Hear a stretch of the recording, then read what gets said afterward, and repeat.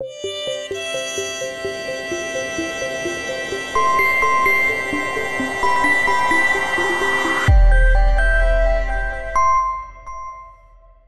va continuer dans des exemples très concrets. C'est ça qui est intéressant, je pense, pour notre public sur les entreprises. Comment les entreprises sont des territoires de culture à investir.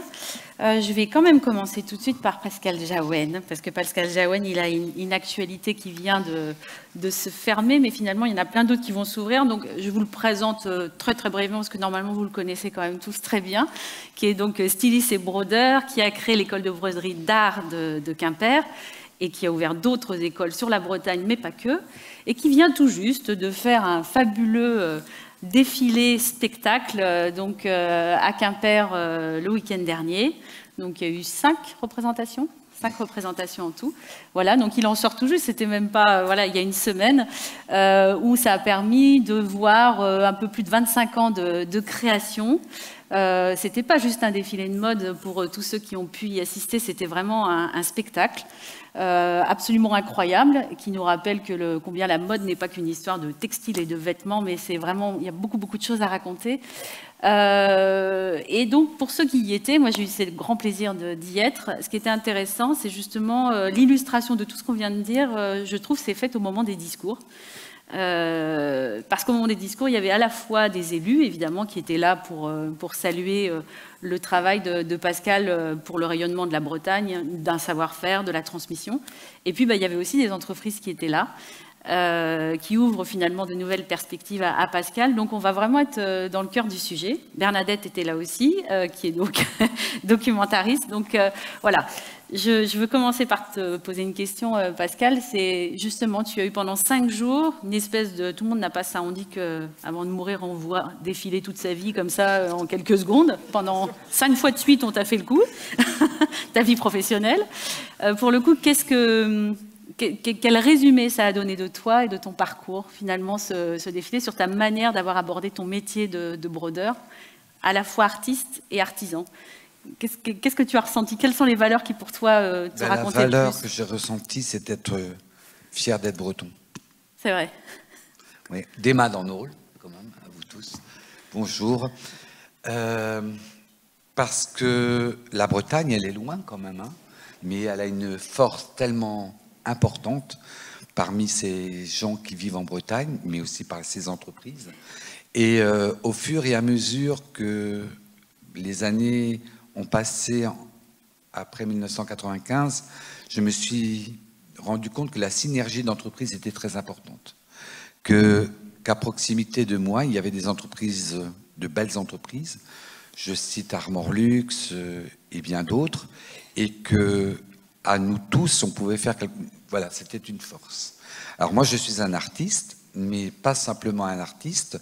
J'aurais pu très bien créer mon entreprise au sein d'une association, mais ça n'a pas été mon choix. C'était de vraiment recréer, enfin de créer une entreprise pour remettre en valeur toute cette culture du textile, la broderie, la création textile à travers le costume traditionnel, de remontrer aux Bretons déjà que c'était un patrimoine qui était beau, riche, et qu'il fallait continuer à le faire vivre et le faire reconnaître, surtout par les institutions. Je ne voulais pas être un musée, je voulais être véritablement une entreprise, dont les musées sont importants pour nous également, parce que c'est là où aussi on va puiser nos inspirations. Mais c'était surtout qu'au niveau des élus, au niveau des institutions, eh bien, les métiers d'autrefois pouvaient faire leur réapparition et de refaire vivre une économie, une culture, un patrimoine vivant. Et ça a réussi. Donc ça, c'est ma première fierté. Et puis, de m'associer auprès d'autres entreprises, notamment celle d'Emmanuel Cadieux. Voilà, ça a été, mais elle va vous raconter l'histoire parce que ça a été une histoire de rencontre. Et puis Bernadette aussi, parce que suite au défilé qui a eu lieu donc samedi, eh bien, nous faisons on est un cercle. On est un cercle où tout le monde, on a tous besoin l'un de l'autre. On a besoin des médias. Les médias nous ramènent à un public. Le public ce public vient à nous. et on retourne aux médias. Et les médias font aussi partie d'un circuit indispensable pour la visibilité, pour aussi pour faire venir du monde. Aujourd'hui, je peux vous dire que l'entreprise est rachetée par Yann Lagoutte, mais on est en septembre et on n'a jamais fait un chiffre aussi important de venue d'élèves dans notre école. Ça se chiffre à 1200 élèves qui ont repris les cours la semaine dernière. Pour une entreprise de broderie, on est la seule en France. On est la seule, enfin, je suis le seul en Bretagne et je suis fier que ça soit en Bretagne que ça se passe. Et en plus de ça, ce n'est pas simplement, elle crée de l'emploi, cette entreprise, elle est innovante dans le graphisme, dans la modernité, et avec des collaborateurs comme Emmanuel. Et de plus de ça, elle éveille les gens à notre culture, qui pour moi est l'essentiel aujourd'hui, c'est notre langue. Parce qu'on parle peu de la langue, mais on est un peuple, il faut que chacun de vous, je vous le rappelle parce qu'on oublie trop facilement, et c'est trop important. On est en France, certes, mais on est un peuple on vit dans la péninsule bretonne, qui a une langue qui est plus vieille que le français. Il faut que je vous le rappelle. Et elle est notre force. C'est un militantisme doux. Je veux dire, s'approprier notre langue, c'est se dire être véritablement breton. Parce que quand j'ai pris des cours de breton, il y avait une jeune fille qui, je le répète, mais on a l'identité française et on parle français, et on a une identité bretonne et on ne parle pas le breton. Il y a quelque chose qui ne va pas quand même. Donc, moi, aujourd'hui, je peux vous dire que j'ai embauché une personne qui est bretonnante, bilingue, trilingue même, et qui va enseigner ses premiers cours de broderie en breton, parce que pour moi c'est essentiel. Les entreprises doivent aussi jouer ce jeu. Chacun est libre d'apprendre le breton s'il le veut. On ne va pas nous obliger, comme on a obligé nos arrière-grands-parents à le faire, à parler le français, mais on peut doucement, avec une pédagogie, réapprendre et se réapproprier le breton. Et on se sentira encore plus fort, je pense. Donc, Produit en Bretagne, je suis très content qu'il ait sorti ce livre. On va en parler, tout à l'heure. Il faut absolument que vous quittiez. Vous l'aurez. Ceci. Il sera à votre disposition en sortant. Il faut que vous quittiez cette assemblée en ayant ceci en main. Je l'ai lu vite fait, mais il est très intéressant. Bravo à Malo, qui a mené Malo Bouessel-Dubourg, qui est le directeur de Produit en Bretagne. Et pour revenir à... Voilà, c'est ça aussi mon entreprise. Alors justement, tu disais, juste avant de donner la parole à Emmanuel, tu disais que les entreprises cherchaient à retrouver dans des collaborations avec toi des valeurs identitaires, disons-le. Il y en a eu quand même beaucoup. Tu as juste cité Armor Luxe, mais il y a Rivalin, il y a une distillerie bretonne. Les hôtels Ibis ont fait aussi appel à toi. Quand ils viennent te voir, justement, alors peut-être moi, Emmanuel, qui va nous expliquer directement, mais toutes ces autres entreprises, quand elles viennent te voir, qu'est-ce qu'elles attendent comme valeur culturelle pour leur entreprise? Qu'est-ce qu'elles attendent comme apport finalement? Toutes les entreprises que vous avez citées, c'est des entreprises qui sont à proximité de Quimper. Donc Quimper fait partie du pays glasique. On parle beaucoup du pays bigoudin, mais on a un pays qui s'appelle le pays glasique et qui a une forte identité. Et toutes ces entreprises qui sont dans ce pays glasique veulent se réapproprier le motif qui a fait connaître Quimper par le petit glasique. D'ailleurs, le mot glasique revient souvent dans la gastronomie, dans l'industrie, parce que nous sommes le pays glasique, le pays des petits hommes au costume bleu. Et ça, c'est pour ça qu'on a sorti aussi le brodeur bleu. Mais ils veulent redonner une identité de ce qu'étaient autrefois les hommes et les femmes du pays glasique à travers le costume, aujourd'hui à travers un graphisme. Que ça soit Ibis, eh bien c'est une grande tapisserie dont Emmanuel a trouvé magnifique. Chez Emmanuel, ce sont les portraits, mais elle va vous raconter, je vais lui laisser la parole. Et puis chaque entreprise, comme ça, à proximité de Quimper, a voulu se réapproprier cette identité. Dans le graphisme, dans les chaussons, dans le prêt-à-porter. Et ça, c'est formidable de se dire que on est se rendre compte qu'on a une richesse à proximité de nous, on ne l'a pas exploitée, on la laisse passer, ça pourrait être quelqu'un d'autre qui la prenne. Eh bien non.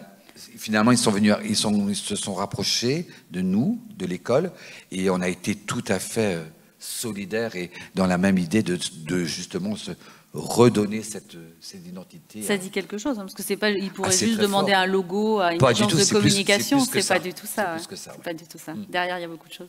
Alors justement, Emmanuel Cadieux, vous allez nous dire, vous êtes la dirigeante des industries Cadieux, donc vous êtes basée à Locronan, vous fabriquez des portails, des claustras, des cloisons, enfin tout ce qui est clôture. Et alors vous êtes présente, on peut le dire, dans la vie d'entreprise en Bretagne, très présente. Finalement, moins pour parler de vos claustras, enfin si indirectement, mais surtout pour porter justement de manière très forte un message très important sur cette culture qui pour vous vient vraiment irriguer votre façon de diriger votre entreprise. On parle de RSE, un petit mot fourre-tout n'empêche que vous l'avez intégré avec des actions très en rapport avec la culture notamment bretonne. Et donc vous allez nous parler des claustras qu'on aperçoit derrière, comment vous est venue l'idée d'ailleurs d'aller chercher Pascal pour ces fameux motifs Glazig. Oui, donc merci bonjour à toutes et à tous. Oui, en fait, chez Cadieux, on est basé à Locronan. Donc déjà, si on connaît un peu Locronan, il y a une culture glasique. On est dans le pays glasique, mais on a également la Troménie de Locronan. Donc la Troménie, c'est un pardon. On commémore la mémoire de Saint Ronan, qui est notre patron. Et donc Saint Ronan aurait donc eu des miracles. Il aurait sauvé la petite fille d'Akében. La Kében, c'était la méchante dame qui représentait la religion polythéiste et donc quand les saints sont descendus d'Irlande, ont donc importé la religion catholique. Et donc moi j'étais bercée par la culture du costume breton. Et je suis pas pratiquante, je suis pas bretonnante, mais la culture du costume et de Saint-Ronan, c'est vraiment dans mes veines. Donc il y a la petite Troménie, la grande Troménie, et donc il y a ce fameux costume glasique où il y a cette bande de tissu brodé qui, mon père m'a dit, je ne sais pas si c'est vrai, parce que il m'a dit que c'était plus tu avais une grande bande sur ton costume, plus tu avais une grande ferme à Ploemodierne ou à Plonévé. Je ne sais pas si c'est vrai, mais voilà, ça m'a toujours été... ça m'est resté, donc quand je voyais des toutes petites bandes, je dis, bah, tu as une toute petite ferme. Voilà. Donc c'était vraiment ça mon berceau. Et en fait, on avait des portails, donc en 2012, moi j'ai repris la société en 2007. Les portails étaient de plus en plus sombres, de plus en plus tristes, des grandes lames larges, noires et grises. Et c'est vrai que c'est chouette parce que le gris, ça met en valeur le jardin. Il n'y a pas de problème avec ça. Ça va très bien avec le vert, ça reste intemporel. Mais c'était de plus en plus sombre et de plus en plus fermé. Ouais. Et en fait, je voyais des clients qui me demandaient, la découpe laser commençait à arriver, et il y avait des clients qui mettaient des trisquels, des hermines, mais c'était pas super élégant. Voilà, donc ils nous demandaient ça, il y a un triskel, deux trisquels, plein de trisquels, et là je me suis dit, il faut faire quand même quelque chose de plus élégant. Il y a un signal faible, ils veulent montrer leur identité, ils veulent montrer qu'ils sont bretons, ils sont fiers de leur identité. Et donc, j'ai été invitée aux Victoires de la Bretagne, qui était organisée par le Télégramme. Et j'ai eu l'audace, on parlait d'audace avec Émeric, c'est hyper important quand on est chez l'entreprise, c'est qu'on est souvent audacieux. Et j'ai vu Pascal, comme aujourd'hui, moi aussi j'ai l'impression que c'est du soir, ouais.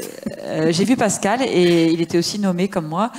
Et je dis, allez, qu'est-ce que j'ai à perdre? Je vais le voir. Pour moi, c'était la star du moment. Et je dis, allez, je vais le voir. Je vais lui demander de faire une fresque pour donc habiller l'ensemble d'un bâtiment qu'on rénovait, qui était un peu moche, avec des gros... comment on appelle ça, le truc électrique, là, le petit bâtiment en béton, là, où on met... ah oui. Comment on appelle ça? Un transformateur. Le transformateur électrique, l'évacuation des déchets, tout ça. Et c'était pas super beau. Et donc, je suis allée voir Pascal. Il m'a dit, mais c'est quoi ton truc, là? Enfin, je comprends pas trop. Bon, on va essayer. Ça va me changer les idées. C'était vraiment ça. Il prenait ça plutôt comme, ça va me changer les idées. Et en fait, c'était spécial parce qu'en fait, de la broderie, on fait un trait. Et le trait dessine le dessin, hein, alors que nous, à l'inverse, la découpe laser, on garde l'intérieur. Oui, c'est ça. Donc au début, ça a été compliqué parce que tout ce qu'il dessinait, ça tombait dans la découpe laser, donc ça n'avait plus aucune allure. Et en fait, du petit, c'est devenu très grand. Et ça, c'était compliqué aussi, de passer de la toute petite broderie hyper fine à la découpe laser. Donc on a beaucoup travaillé ensemble et ça a été un vrai plaisir. On a appris à se connaître, à s'apprécier, et nos différences sont devenues vraiment une grande force. Et aujourd'hui, depuis presque 10 ans, 8 ans, on bosse ensemble et on recrée des nouvelles collections ensemble. Donc à la fois, je lui commande donc des nouvelles créations. Ça, c'est la modèle Brodiri, qui est le plus grand succès, le premier modèle qu'on a créé, et donc qui est issu du costume classique de Plonévé. Et en fait, maintenant, on a plein de dessins ensemble et on a plein de projets. Et c'est pour ça qu'au défilé de samedi, moi, j'étais plutôt ravie qu'il vende sa société, parce que maintenant, il va être plus disponible pour travailler. Voilà. Donc, il arrive chez Cadieux et c'est vraiment un plaisir. C'est un artiste, Pascal, donc il débarque. La dernière fois, il est venu avec son perroquet.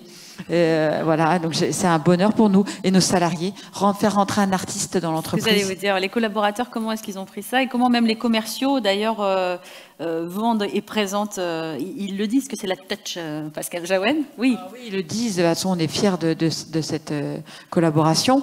Alors, c'est pas du mécénat parce que c'est une entreprise, Pascal Jaouen, et donc on achète des dessins, et puis quand on a aidé pour le défilé, c'est pas, on peut pas enlever cette partie là c'est vraiment non, là, c'est une collaboration. C'est une collaboration. Oui. On est dans le monde des affaires et c'est vrai. Mais en fait, ils sont fiers de ces dessins, mais c'est surtout les ouvriers et les gars du bureau d'études. Enfin, il y a des filles aussi, mais la fierté de voir Pascal dans nos murs. Il traverse tout simplement les bâtiments, les ateliers, les bureaux. Il vient, il demande conseil. Il arrive et il va avoir la découpe laser directement. Il va demander pourquoi ça marche pas, qu'est-ce que je peux changer. Enfin, c'est un peu comme l'artiste en résidence. En plus, il crée pour nous, donc c'est magique. Voilà. Et puis le fait, mine de rien, pour ceux qui ne le savent pas, que Pascal Jaouen a été paysagiste, enfin a travaillé en tout cas dans les services jardins, ça fait aussi, n'empêche, un rapport très, très joli, très simple, voilà. Donc avec justement, oui, les ouvriers qui font la découpe. Ouais. Puis je pense qu'un artiste qui rentre dans une entreprise, je pense que votre artiste est aussi très humaine. Pour nous, les artistes, on a besoin d'un rapport humain simple. Un ouvrier est un être et on doit porter attention à cet être. Comme un directeur est un être, et bien aussi voilà, tout le monde est sur un même piédestal. On n'a pas à faire de différence. Et je vois bien que quand j'arrive chez les Cadieux, je vais dans l'atelier et je vois les yeux qui sont. Moi, j'ai envie de les. Voilà, je leur parle, on rit, on plaisante, et c'est une valeur humaine. Là, vraiment, on se rend compte d'une valeur humaine. Et c'est ça qui fait, ça me fait avancer moi, mais je suis sûr qu'eux aussi, à la fin de leur journée, ils ont rencontré, il y a eu des échanges, il y a eu de beaux échanges. La prétention, moi je ne suis pas quelqu'un de prétentieux, et eux non plus. Et c'est pour ça que faire venir des artistes dans les entreprises, je trouve que c'est une très très belle idée, et c'est du direct. Et c'est ça qui est beau. Alors Bernadette, tu connais Pascal depuis bien longtemps, oui. Mais c'est vrai que tu as fait dernièrement un très beau documentaire, je crois qu'on va avoir le plaisir de pouvoir le revoir sur France 3, sur Pascal, Le monde brodé de Pascal Jaouen en 2019. Et tu avais fait aussi ce très beau livre aux éditions Palantine. Oui. C'était aux éditions Feu Palantine. Les éditions Palantine. Ouais, que vous connaissez peut-être tous sur le livre de Pascal Jaouen, où il y avait cette magnifique robe tulipe rose, là, voilà. Rose et donc c'est Bernadette qui avait fait le livre. Je suis obligée quand même de dire qu'il y a un livre qui vient de sortir. Bien sûr. Quand même dans le cadre D'autant du plus, défilé. Cécile, que si vous avez mon livre, c'est un collector. Oui. Parce que ça n'existe plus. Voilà. Donc gardez-le précieusement. Donc le nouveau, il est chez Cobb Braze et on voit pour le coup, Ouais. il y a quelques pages qui sont très intéressantes à la fin et qui montrent justement les collaborations qu'il y a pu y avoir avec les entreprises que j'ai citées tout à l'heure et notamment aussi les claustrades d'Emmanuel, donc le bouquin est disponible. Ce qui m'intéresse, c'est que en tant qu'autrice, documentariste, tu as fait beaucoup de films finalement. Ta spécialité est plutôt la culture. Je trouve que dans tes documentaires, tu montres justement que l'entreprise est un territoire de culture à investir. Tu l'as fait pour Pascal et pour d'autres. Oui, alors, et puis surtout, il y a aussi une chose importante, c'est que quand on a une idée, quand j'ai une idée de film, de documentaire, j'ai beau avoir 15 000 idées, si je n'ai pas un producteur ou 2 ou 3 et un diffuseur, ben, je ne ferai jamais rien. Et j'ai quand même la chance de... Tu vois, par exemple, comme il y a eu une captation pendant... donc samedi dernier à Quimper de ton défilé, qui sera donc diffusé le 15 décembre sur France 3. Et je vais vous dire deux choses. D'abord, la première chose, c'est que j'ai la chance de vivre et de travailler en Bretagne. Et j'ai la chance de travailler avec des producteurs et des diffuseurs pour qui la culture est une chose intrinsèquement, émotivement, ça fait partie de notre vie et de notre mission de service public. Voilà, parce qu'après tout, venir faire une captation du défilé de Pascal, on peut se dire, bon, c'est juste un défilé de mode. Non, pas du tout, ça va bien au-delà de ça. C'est toute l'histoire de Pascal, l'histoire de notre pays, l'histoire des costumes. Et que ça, si vous n'avez pas un diffuseur et un producteur en face de vous qui comprennent ça, eh ben, rien n'existe. C'est-à-dire que je n'aurais pas fait le Bleu de Travail, je n'aurais pas fait l'étoffe des Bretons, je n'aurais pas fait le film sur Pascal, je n'aurais rien fait du tout. Et c'est pareil, c'est-à-dire que, comme toi tu dis, Pascal, par exemple, qu'il y a des gens qui travaillent avec toi, ben, notamment Emmanuel, en fait, on forme tous des communautés. Ça, c'est un truc que j'ai certainement compris au travers de ta façon de travailler. C'est-à-dire qu'on se connaît depuis 20 ans maintenant, donc ça fait quand même longtemps. Et je vois comment tu travailles avec les brodeurs de ton entreprise, bientôt, il faut dire ton ex-entreprise, en leur accordant toute ta confiance. Et ça, c'est quelque chose qui est super important, parce que quand on donne la confiance aux gens, c'est là qu'ils donnent le meilleur d'eux-mêmes. J'ai toujours pensé que c'était pas en brimant les gens et en étant là derrière eux, en leur disant t'as pas fait ci, t'as fait ça, etc. On n'avance jamais. Voilà. Et je trouve que dans ton entreprise et en Bretagne souvent, il y a cette valeur confiance qui fait que les choses avancent. Voilà. Et je ne sais plus du tout à quelle question je répondais. En fait, il y avait une question ou pas, du coup?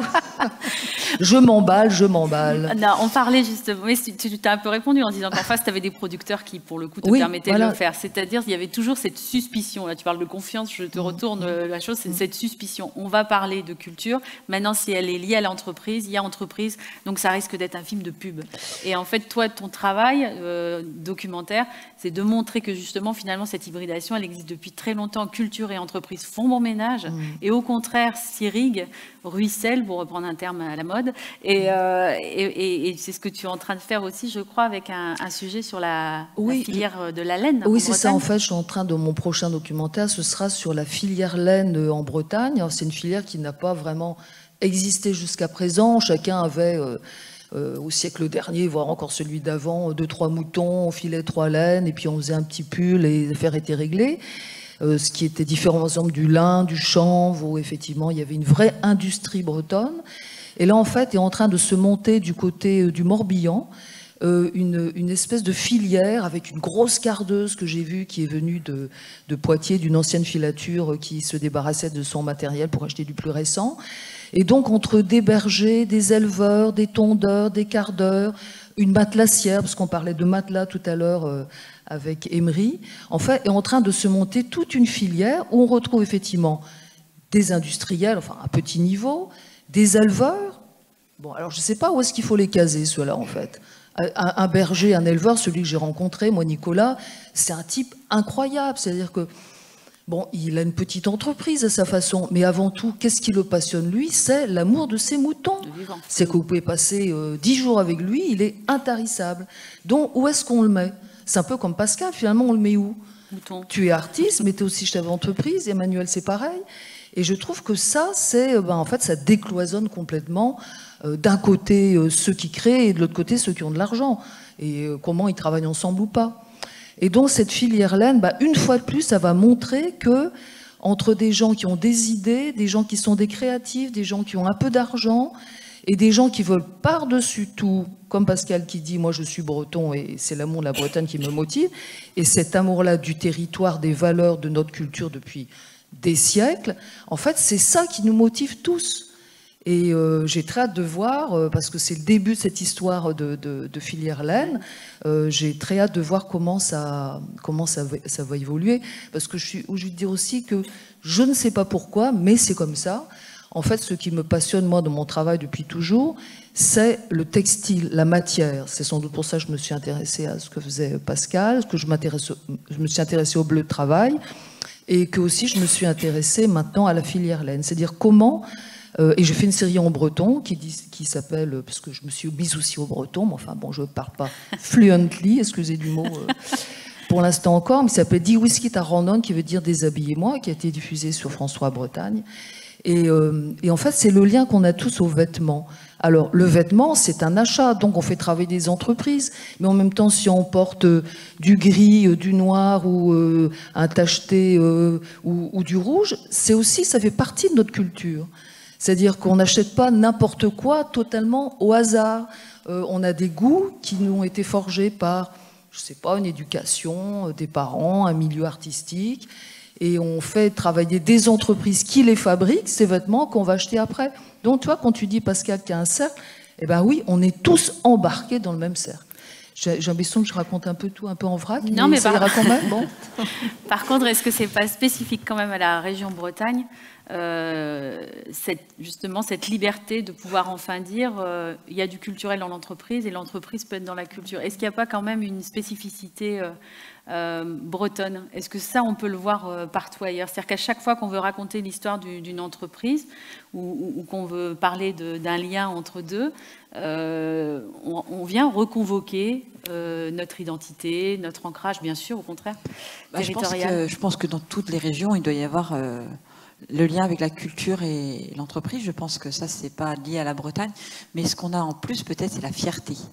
Et la fierté d'être breton. Et que j'ai pas tout le temps entendu. C'est vrai qu'on parle des Corses, des Basques, des Bretons, des Alsaciens. Mais c'est vrai qu'on est tellement fiers d'être ici. Et hier, je suis allée à Nantes. Moi, c'est Nantes, c'est 5, d'accord. Mais je suis allée à Nantes, les bouchons, c'était le bazar. Qu'est-ce que je me suis réveillée à la Gacilly et à la Bergerie ce matin. Je me suis dit, mais quel changé. Et je pense qu'on est tellement fiers d'être en Bretagne, qu'en fait, on veut que tout le monde sache qu'on est breton. On veut que ça se diffuse. Et en fait, nos commerciaux chez Cadieux, ils disent, tu sais, c'est fabriqué en Bretagne. Et si c'est fait en Bretagne, c'est solide. Parce qu'il y a du vent, il y a du sel. Donc, t'inquiète pas, ça va tenir chez nous. Voilà. Donc, en fait, c'est cette fierté d'être breton qu'on a envie, par la culture, de transmettre aux autres. Et je pense que ça, peut-être, c'est ça qui nous différencie. Mais bon, là, je pense que dans toutes les régions, il y a envie de faire de la culture. À Niort, vous voyez, c'est notre culture. Mais nous, on a la culture ancrée en nous, c'est la culture bretonne. Et qu'est-ce qui fait que vous, Emmanuel Cadieux, spécifiquement, vous faites beaucoup et je le dis très, très gentiment évidemment, de prosélytisme, c'est-à-dire que en quoi c'est important pour vous d'aller participer régulièrement à des réunions, des colloques, des conférences qui viennent parler beaucoup de RSE, dont la culture en fait partie. Vous sentez qu'en tant que femme d'entreprise, que chef d'entreprise, il y a quand même un message à porter, comme le fait Emery Jacquilla pour le coup, de dire la transformation de l'entreprise, elle passe aujourd'hui par ça. Alors, je pense que moi, quand je viens, aujourd'hui, par exemple, moi j'appelle ça ma semaine Ferrero-Rocher, enfin ambassadeur. La mardi, j'étais Marque Bretagne. Hier, j'étais à la cantine numérique sur la transfo digitale et aujourd'hui, je suis ici avec vous. En fait, moi, quand je viens, c'est assez égoïste. J'apprends. Et je me nourris quand je viens aujourd'hui. J'ai eu la chance de revoir Emery. Je viens de rencontrer le président de la Gacilly. Il y a deux fautes, enfin, le festival de photos. En fait, c'est énorme. Quand j'étais au Victoire de la Bretagne, j'ai rencontré Pascal. À chaque fois que je sors de chez moi, je rencontre. Et je pense qu'en tant que chef d'entreprise, c'est notre rôle. C'est d'être ambassadeur de notre entreprise et aussi créer du lien et de ressourcer notre société. Si on est, moi je dis toujours, si vous restez chez vous à faire des factures ou à faire des bons de livraison ou à gérer vos ateliers, vous êtes bien trop cher payé. Vous devez nourrir votre entreprise et la rendre vivante et que l'extérieur rentre dans votre entreprise. C'est pour ça que je suis là aujourd'hui. Et j'apprends autant que je donne. Faire communauté. Voilà. Ouais, oui, et puis vraiment l'esprit de curiosité. Je suppose que si Emmanuel n'avait aucune, on envie de création, voilà, simplement faire des portails comme vous savez faire, machin, un peu au carré, pragmatique, voilà. Mais après, peut-être que ça n'est pas non plus dans la tête de tous les chefs d'entreprise. Peut-être que certains n'ont pas envie de faire des choses un peu différentes. Ou n'osent pas. Ils ne vont pas résister, alors, les pauvres. Je pense qu'ils ne vont pas résister longtemps parce que on a besoin de réseau, on a besoin d'être curieux, créatif. Les crises vont être multiples, extrêmement difficiles à anticiper. Et s'ils n'ont pas cet esprit d'audace, de curiosité, d'ouverture et de solidarité, je ne sais pas si vous savez, mais on a eu une cyberattaque, nous, en 2020. Et le nombre de personnes qui m'ont appelé, d'ailleurs grâce à Produits en Bretagne, donc, qui m'ont appelé pour me donner des coordonnées d'entreprises qui pourraient m'aider. Et en fait, plus on donne, plus on reçoit. Et ça, c'est énorme. Quand je me rappelle, Frédéric, c'était Celtic Emploi, m'a appelé, il m'avait vu au petit déjeuner Produits en Bretagne. Il m'a dit, Manuel, j'ai appel à Sten, ils vont t'aider pour résoudre ta crise informatique. Et voilà, en fait, en sortant de chez soi, on crée du lien et on crée de la solidarité et ça revient toujours. La bienveillance envers les autres, ça revient, voilà, je pense. Et il ne faut pas rester enfermé dans sa société, ça, c'est très mauvais pour la santé. Donc là, le message avec les crises qui arrivent début 2023, c'est surtout pas le repli. Surtout pas. Tu voulais dire quelque chose, Bernadette ? Non, j'allais dire la reconnaissance attire de nouveaux bienfaits. C'est une phrase que disait souvent ma mère et elle avait raison. La reconnaissance attire de nouveaux bienfaits. Voilà, c'est tout, c'était juste. En fait, on est réunis ici pour parler de quelque chose qui n'existe pas en Bretagne, c'est-à-dire une dissension entre la création et l'entreprise. Finalement, c'est un faux sujet. Je sais pas de qu'est-ce qu'on fait tous ici aujourd'hui, puisqu'on est tous d'accord sur le fait que c'est faux. Voilà, donc... c'est vrai. Et puis, on a quelque chose... Alors, j'allais dire, parce qu'on en parlait avec Emery un peu ce matin, c'est que nous tous ici, on est convaincus, puisqu'on est tous ici ensemble. Voilà. Après, il faut atteindre maintenant les gens qui le sont moins, qui n'ont pas accès à cette culture, qui n'ont pas accès à... Et je te voyais, tu vois, Pascal, samedi dernier... ton comportement avec tes petits-enfants que tu adores. Et je sais que pour toi, la transmission, c'est très important et tu as toujours défendu le fait qu'il y avait des brodeurs à une époque qui gardaient pour eux le secret de certains points. Et toi, tu disais, mais c'est pas ça qu'il faut faire. Si on garde secret les choses meurent. Or, la grande intelligence qu'on a nous ici en Bretagne, c'est ce que tu fais aussi dans tes défilés, mélanger des costumes, des cercles celtiques traditionnels et tes créations. La musique en Bretagne, c'est pareil. Donc, je pense, moi je connais moins la Bourgogne et la région PACA, mais je pense que tout le monde nous envie un Pascal Jaouen, tout le monde nous envie le festival interceltique et la parade qui fait des scores de dingue à la télévision tous les ans. Tout le monde nous envie ça. Bon, mais parce qu'on œuvre aussi à ça, quoi. Je pense que pour répondre quand même à ta question, mais qu'est-ce qu'on fait là je pense que la force du témoignage, oui, justement, on l'a dit tout à l'heure, des réseaux, oui, de prise de parole, de revendications affirmées comme ça, elle est magique parce que quand sur un discours on dit est-ce que je vais y arriver, d'avoir des gens qui disent suivez-nous, osez, soyons audacieux. Ouais. Je pense que la force du témoignage très concret, comme on l'a fait ce matin. Oui, et d'ailleurs juste un point, est-ce qu'il y a un pendant de produits en Bretagne, je ne sais pas où, moi, en Bourgogne par exemple. Il y a des produits en Alsace, en Bourgogne. Il y a eu des essais, mais oui, ça n'a pas... on en avait plusieurs fois discuté. Non, il y a eu des essais, mais je crois que ça n'a jamais fonctionné. Jean, le président qui est là, il ne croit pas non plus. Voilà. Okay. Il est sûr qu'il on est sûr qu'il y en a pas. On va s'arrêter là parce qu'il y a un programme chargé pour cet après-midi. Merci beaucoup Pascal, merci Emmanuel, merci Bernadette. Merci à vous.